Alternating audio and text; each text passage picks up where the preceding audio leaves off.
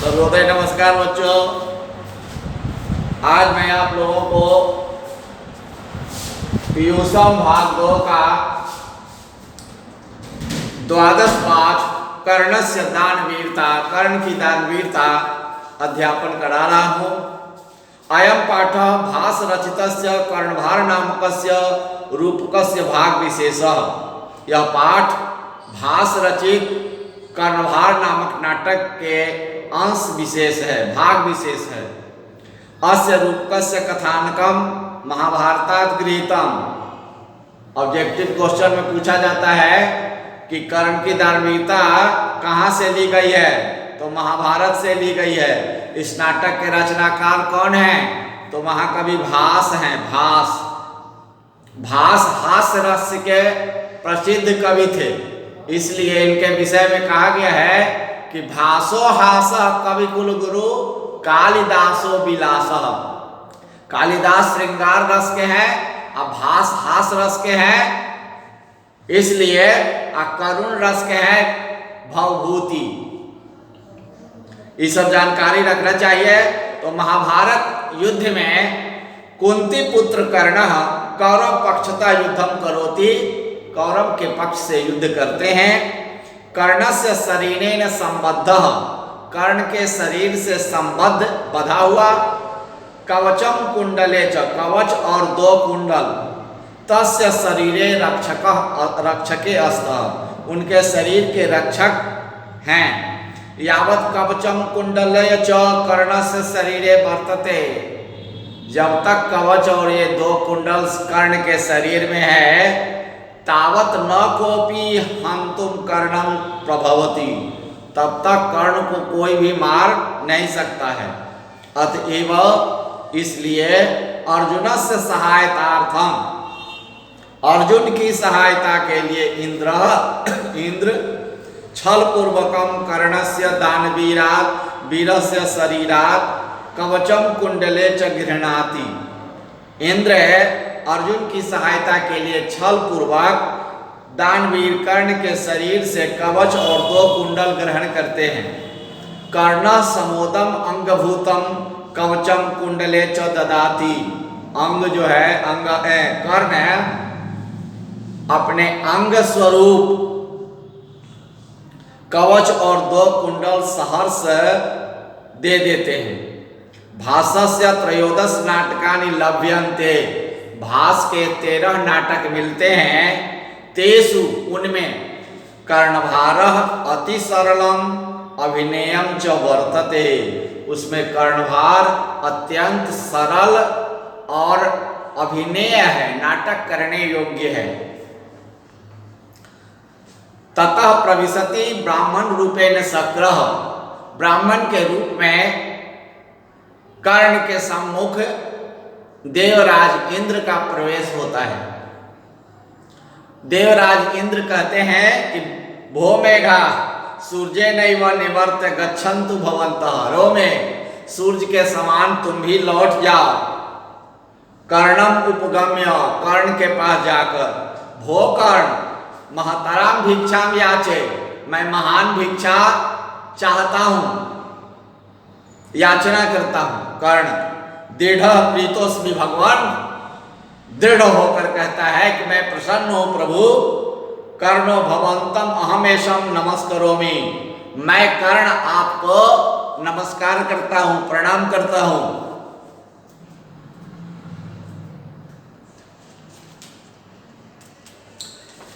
इंद्र जब कर्ण प्रणाम करते हैं तो फेर में पड़ जाते हैं, तो मन ही मन सोचते हैं आत्मगतम किमनु खलु मया वक्तव्यम, अरे निश्चय ही मुझसे क्या बोला जाना चाहिए।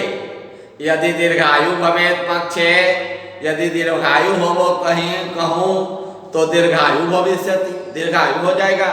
यदि न पक्षे, यदि नहीं कहता हूँ तो मूढ़ इति माम परिभवति, या मुझे मूर्ख समझेगा। तस्माद उभयम परिहृत्य, इसलिए दोनों को छोड़कर किमनु खलि वक्ष्यामि, मैं क्या बोलूंगा। भवतु दृष्टम, आप देखें। प्रकाशम, प्रकट रूप से। भो कर्ण सूर्यव चंद्रव हिमवानीव सागरीव तिष्ठतु तेजसम। हो कर्ण, सूर्य के समान, चंद्रमा के समान, हिमालय पर्वत के समान और समुद्र के समान तुम्हारा यश रहे। कर्ण कर्ण कहता है भगवान किम नो वक्तव्यम दीर्घायु भवेत् इति, आपने दीर्घायु हो ऐसा क्यों नहीं कहा? अथवा एतद एव शोभनम, अथवा यही अच्छा है, सुंदर है। कुतः, क्योंकि कहा गया है कि धर्मो हि यत्नैः पुरुषेण साध्यो भुजंग जिह्वा चपला नृपश्रियः तस्मात् प्रजा पालन मात्र बुद्धिया हते सुदेहे सुगुण धरन्ते।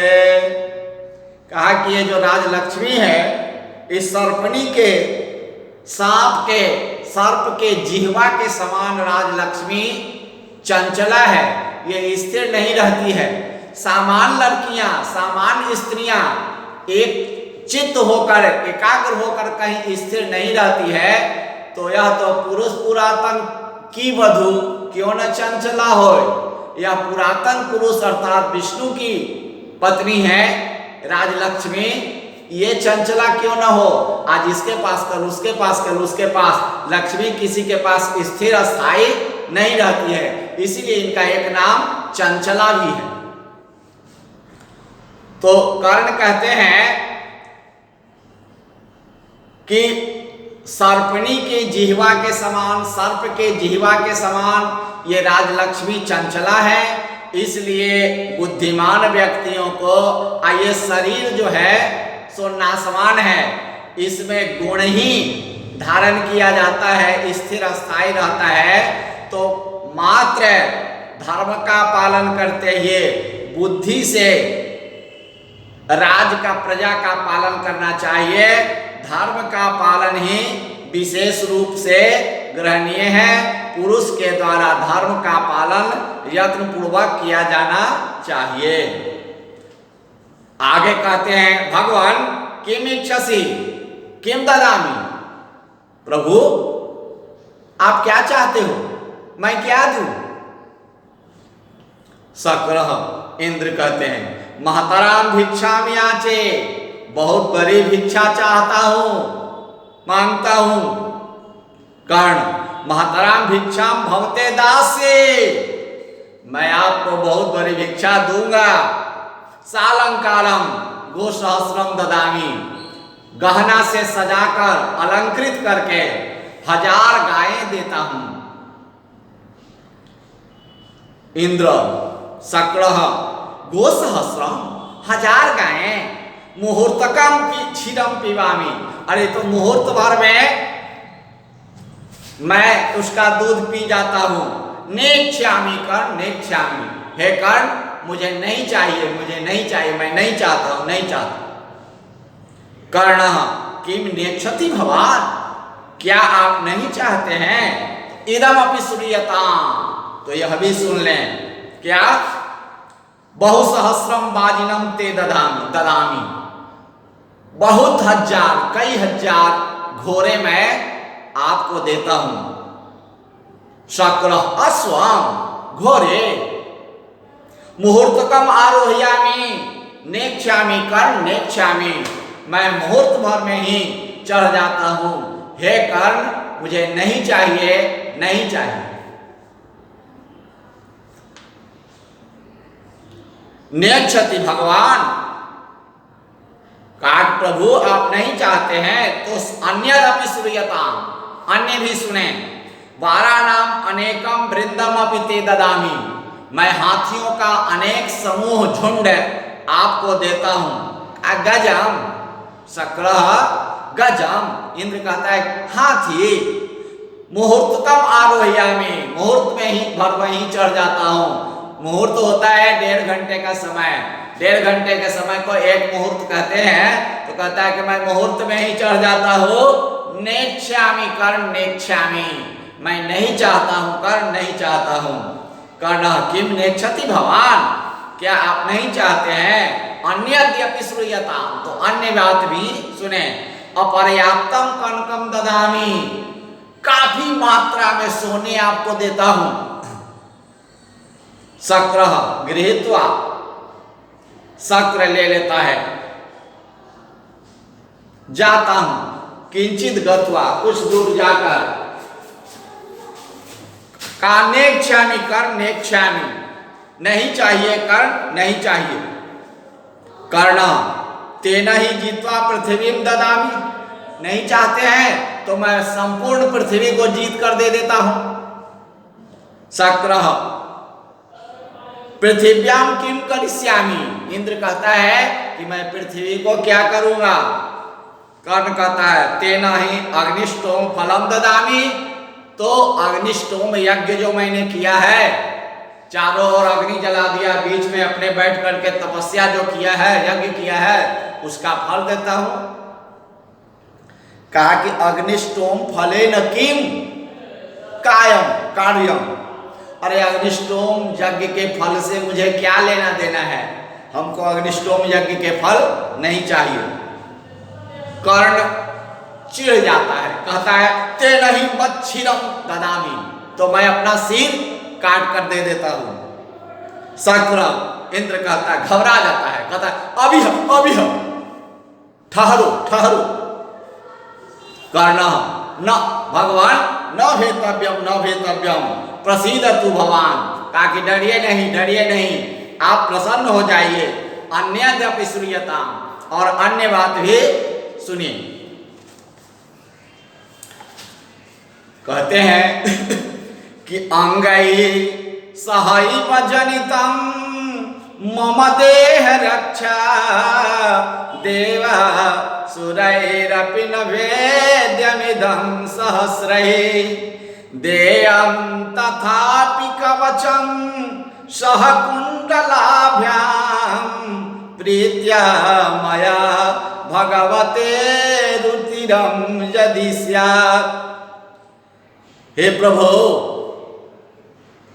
जो हजारों देवताओं और असुरों से अभेद्य है, मेरे शरीर के साथ मेरी शरीर की रक्षा करने के लिए उत्पन्न हुआ है, वह मैं आपके प्रसन्नता के लिए यदि आप चाहते हैं तो मेरे द्वारा कवच के साथ 2 कुंडल यदि आप चाहते हो तो दिया जा रहा है, मैं दे रहा हूं। शक्र सहर्षम ददातु, इंद्र कहता है प्रसन्नता पूर्वक दो। कर्ण आत्मगतम, कर्ण मन ही मन सोचता है, ऐसा एवं अस्य काम, अरे यही इसकी कामना है। किम नो खलु अनेक कपट बुद्धे कृष्णस्य उपायः, अरे अनेक कपट बुद्धि वाला कृष्ण का यह उपाय है, निश्चय ही सोपि भवतु, वही हो। धिक युक्तम अनुशोचितम नास्ति संशय, कहा कि इसमें संदेह नहीं है, लेकिन मुझे धिक्कार है कि मैं वचन देने के बाद पीछे सोचता हूं। प्रकाशम, प्रकट रूप से, गृह्यता ग्रहण करें। शल्य कहता है, अंगराज कर्ण के मित्र थे शल्य नरेश कहते हैं, अंगराज न दातव्यम, अंगराज नहीं देना चाहिए। कर्ण कहता है शल्यराज अलम मारे तुम, कहा कि अंगराज कहते हैं कि शल्यराज मत रोको, देखो। यह श्लोक बड़ा ही उपयोगी है, इंपॉर्टेंट है, ध्यान से सुनिएगा। शिक्षा क्षयं गच्छति काल प्रयायात्, अशुभद मूला निपतन्ति पादपाः, जलं जलस्थानगतं च शुष्यति, हुतं च दत्तं च तथैव कृष्ण तिष्ठति। कहते हैं कि देखो शाल्यराज, काल के अतिक्रमण हो जाने से, समय अधिक बीत जाने से शिक्षा की समाप्ति हो जाती है, अर्थात शिक्षा नाश हो जाती है। अशुबद्ध मूला निपतंति पादपा, मोटे ताजे मूल वाले जड़ वाले वृक्ष भी गिर जाते हैं। न आंधी है न तूफान है, कभी कभी देखा जाता है कि जड़ समेत वृक्ष गिर जाते हैं, धराशायी हो जाते हैं। उनका समय पूर जाता है तो गिर जाते हैं, चाहे किसी बहाने से गिरे। जलम जलस्थान गतम च शुष्यति, एक स्थान पर पानी गिरा हुआ है और वहां से काट लिया जाता है और दूसरे स्थान पर जाता है तो वह जल भी सूख जाता है। एक स्थान से दूसरे स्थान पर जाने पर जल भी सूख जाते हैं। लेकिन हुतम च दत्तम च तथैव तुष्ठति, जो जैसे हवन करते हैं आ दान करते हैं, जैसे दान करते हैं, जब मेरे ऊपर किसी प्रकार की मुसीबत आती है तो कोई मुझे सहायता करने वाला, दान देने वाला मिल जाते हैं। हवन करते हैं तो साक्षात उसका फल तत्काल प्राप्त होता है। इसीलिए आज देखिए कोरोना काल में लोग गुरुज का, गिलोय का काढ़ा बना के पी रहे हैं, लेकिन प्राचीन काल में हमारे ऋषि मुनि, हमारे ब्राह्मण लोग गुरुज, गिलोय के लकड़ियों का हवन कराते थे। हवन से ही उनके शारीरिक दोष, शारीरिक व्याधियां आदियां नष्ट हो जाती थी। इस प्रकार यह गिलोय हमारे शरीर के लिए, मानव जाति के लिए अति उपयोगी है। तो बच्चों, जो हवन किया जाता है, जो दान दिया जाता है, उसका नाश कभी नहीं होता है। शिक्षा का नाश, समाप्ति हो जाती है समय का अतिक्रमण हो जाने से। जल एक स्थान से दूसरे स्थान पर जाने से सूख जाता है, वृक्ष गिर जाते हैं, परंतु हवन और किया हुआ और दान किया हुआ कभी नष्ट नहीं होता है। धन्यवाद बच्चों। अब आप इस पाठ के कुछ हिंदी में प्रश्न पूछे जाते हैं, उसको ध्यान से सुने।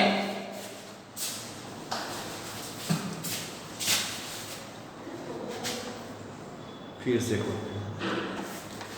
पहले मैं इस पाठ का हिंदी, केवल हिंदी पुनः आपको बताता हूं, उसको ध्यान से सुनिए। चूंकि इस पाठ का हिंदी में प्रश्न अधिक पूछा जाता है। यह पाठ भास रचित कर्णभार नामक नाटक के अंश विशेष है। इस नाटक के कथानक महाभारत से ली गई है। महाभारत युद्ध में कुंती पुत्र कर्ण कौरव पक्ष से युद्ध करते हैं। कर्ण के शरीर से संबद्ध कवच और 2 कुंडल उनके शरीर के रक्षक हैं। जब तक कवच और ये 2 कुंडल कर्ण के शरीर में हैं, तब तक उनको कोई भी मार नहीं सकता। इसलिए अर्जुन की सहायता के लिए अर्जुन इंद्र के पुत्र थे। छल पूर्वक कर्ण दानवीर के शरीर से कवच और 2 कुंडल ग्रहण करते हैं।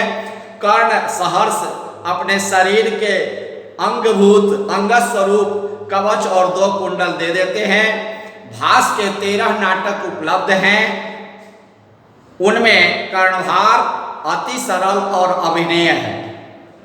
इसके बाद ब्राह्मण के वेश में इंद्र का प्रवेश होता है।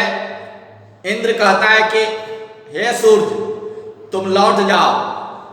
कर्ण के पास जाकर कहता है, हो मैं भो कर्ण, मैं बहुत बड़ी भिक्षा चाहता हूँ। कर्ण कहता है, मैं अति प्रसन्न हूँ भगवान, यह कर्ण मैं आपको नमस्कार करता हूँ। इंद्र मन ही मन सोचते हैं कि मुझसे निश्चय ही क्या कहा जाना चाहिए। यदि दीर्घायु हो कहूँ तो दीर्घायु होगा, यदि ना कहूँ तो मुझे मूर्ख समझेगा। इसलिए दोनों को छोड़कर निश्चय ही कुछ कहूँगा। ध्यान से सुने, आप देखें। प्रकट रूप से कहा, भो कर्ण, सूर्य के तरह, चंद्रमा के तरह, हिमालय के तरह और समुद्र के तरह तुम्हारा जश रहे। कर्ण कहता है प्रभु आपने दीर्घायु हो वो क्यों नहीं कहा, अथवा यही अच्छा है। कर्ण कहते हैं कि देखिए राजलक्ष्मी जो है सो सांप की जिह्वा के तरह चंचला है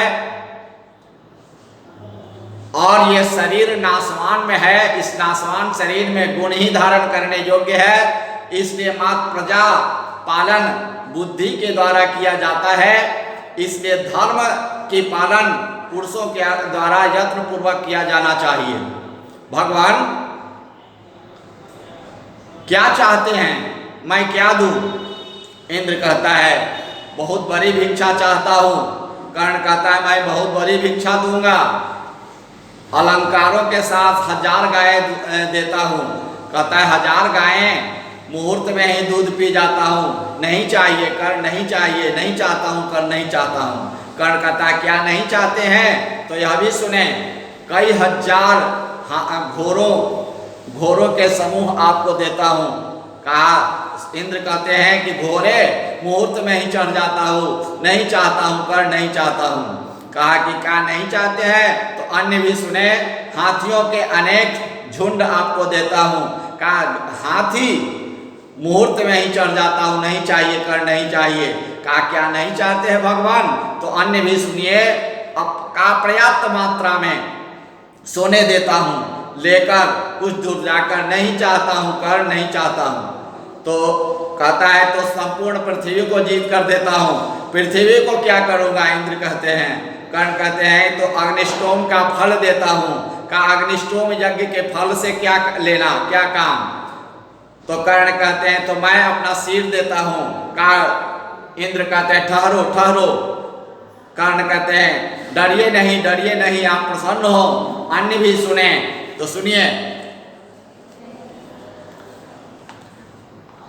देवताओं, हजारों देवताओं और असुरों से अभेद्य मेरे अंग के साथ उत्पन्न मेरे शरीर के रक्षा के लिए हैं 2 कवच और कुंडल। आपकी प्रसन्नता के लिए यदि आप चाहते हैं तो मेरे द्वारा 2 कुंडल और कवच दिए जाते हैं। इंद्र कहता है सहर्ष दो कर्ण मन ही मन, यही इसकी कामना है। निश्चय ही अनेक कपट बुद्धि कृष्ण का यह उपाय है, वह भी हो। धिक्कार है मुझे जो मैं बाद में सोचता हूं, इसमें संदेह नहीं है। प्रकट रूप से कहता है ग्रहण करें। अंगराज से शल्यराज कहते हैं कि नहीं देना चाहिए, नहीं देना चाहिए। कर्ण कहा शल्यराज मत रोको, देखो काल के अतिक्रमण होने से शिक्षा का नाश हो जाता है और मोटे ताजे विशाल काय जड़ वाले वृक्ष भी गिर जाते हैं। एक स्थान से दूसरे स्थान पर जाने पर जल सूख जाते हैं, परंतु हवन किया हुआ, दान किया हुआ उसी प्रकार रहता है, उसका नाश नहीं होता है। उसके बाद काट कर देते हैं, कहते हैं ग्रहण करें, और काट कर दे देते हैं। बच्चों अब इस पाठ का कुछ प्रश्नोत्तर है मुख्य रूप से, उसको ध्यान से सुने। कर्णस्य दानवीरता पाठ का 5 वाक्यों में परिचय दें, अथवा कर्ण की दानवीरता या चरित्र का वर्णन अपने शब्दों में करें। यह पाठ संस्कृत के नाटककार भास द्वारा रचित कर्णभार नामक एकांकी रूपक से संकलित है। इसमें महाभारत के प्रसिद्ध पात्र कर्ण की दानवीरता दिखाई गई है। इंद्र कर्ण से छल पूर्वक उनके रक्षक कवच और कुंडल को मांग लेते हैं और कर्ण उन्हें सहर्ष देते हैं। कर्ण बिहार के अंगराज अर्थात मुंगेर तथा भागलपुर का शासक था। इसमें संदेह है कि दान करते हुए मांगने वाले की पृष्ठभूमि जान लेनी चाहिए, अन्यथा परोपकार विनाशक भी हो जाता है। दूसरा क्वेश्चन है कर्णस्य दानवीरता पाठ के आधार पर इंद्र के चरित्र की विशेषताओं को उल्लेख करें। कर्ण ब्राह्मण वेशधारी इंद्र को विनम्रता पूर्वक सर्वप्रथम भौतिक वस्तुएं प्रदान करना चाहते थे, जैसे गाय, हाथी, घोड़े, पृथ्वी, यहाँ तक कि अग्निष्टोम यज्ञ के फल भी देना चाहते थे और अंततः अपना सिर तक अर्पित करने के लिए तैयार हो उठे। परंतु ब्राह्मण वेशधारी इंद्र तो दृढ़ संकल्पित कुछ अन्य वस्तु के प्रति अन्य वस्तु नहीं चाहते थे। कर्ण उनके मनोदशा को समझकर अपने वचन रक्षक की रक्षा के लिए शरीर से जुड़े कवच और 2 कुंडल दान में दे देते हैं। इतना बड़ा दान कर्ण को संपूर्ण ब्रह्मांड का दानवीर सिद्ध करता है। इंद्र लोलुप स्वभाव के कामी पुरुष था जो अपने पुत्र की रक्षा के लिए इंद्र के शरीर से संबद्ध कवच कुंडल दान में लेना चाहते थे। तीसरा क्वेश्चन है, कर्ण से दानवीरता पाठ के नाटककार कौन हैं? कर्ण किनका पुत्र था तथा उन्होंने इंद्र को दान में क्या दिया? इस पाठ के नाटककार भास हैं। कर्ण सूर्य का पुत्र था। उन्होंने इंद्र को दान में अपनी रक्षा के लिए मिला हुआ कवच और 2 कुंडल दे दिया। कर्ण ऐसा दानवीर धरती पर पैदा नहीं हुआ है। क्वेश्चन नंबर 4 है, सात्विक दान क्या है? पठित पाठ के आधार पर उत्तर दें। स्थान समय के अनुसार योग्य पात्र को दिया गया दान सात्विक दान होता है, ऐसे शास्त्रों में वर्णित है। अतः श्रद्धा पूर्वक निस्वार्थ भाव से ही दान देना चाहिए। धन्यवाद बच्चों। अब मैं आपको इस पाठ का प्रश्नोत्तर लिखा रहा हूं, उसे लिखें।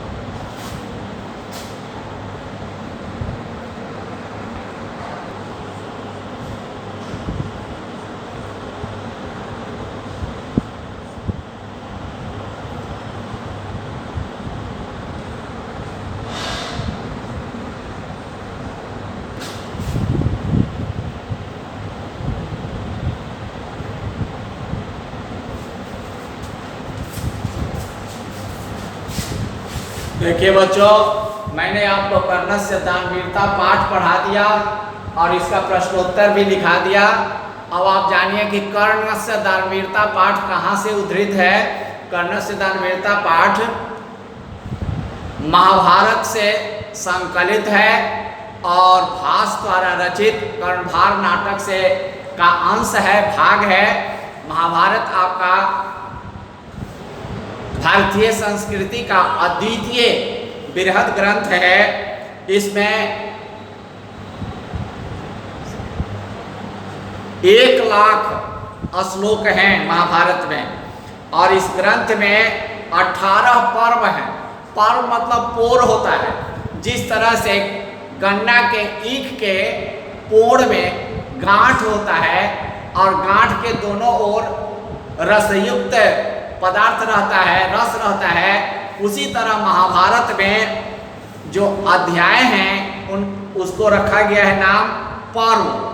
और रामायण में कांड है। कांड का भी अर्थ होता है पोर और पर्व का भी अर्थ होता है पोर यानी गांठ। तो जिसके दोनों ओर रसयुक्त कथाएं हों उसको पर्व कहा जाता है। तो महाभारत में 18 पर्व है। इन 18 पर्वों के विषय में आपको जानकारी रखना चाहिए। सबसे पहला है आदि पर्व, दूसरा है सभा पर्व, तीसरा है वन पर्व, चौथा है विराट पर्व, पांचवा है उद्योग पर्व, छठा है भीष्म पर्व, सातवां है द्रोण पर्व, आठवां है कर्ण पर्व, नौवां है शल्य पर्व, 10वां है सौप्तिक पर्व, 11वां स्त्री पर्व, 12वां शांति पर्व, 13वां अनुशासन पर्व, 14वां अश्वमेधिक पर्व, 15वां आश्रम वार्षिक पर्व, 16वां मौसल पर्व, 17वां महाप्रास्थानिक पर्व और 18वां स्वर्गारोहण पर्व है। इस तरह संपूर्ण महाभारत में 18 पर्व हैं। 18 पर्व पर यह एक ऐतिहासिक ग्रंथ रचा गया है। इस ग्रंथ में भरत वंशीय कौरव और पांडवों के चरित्र का वर्णन है। ग्रंथ के विकास में 3 सोपान हैं।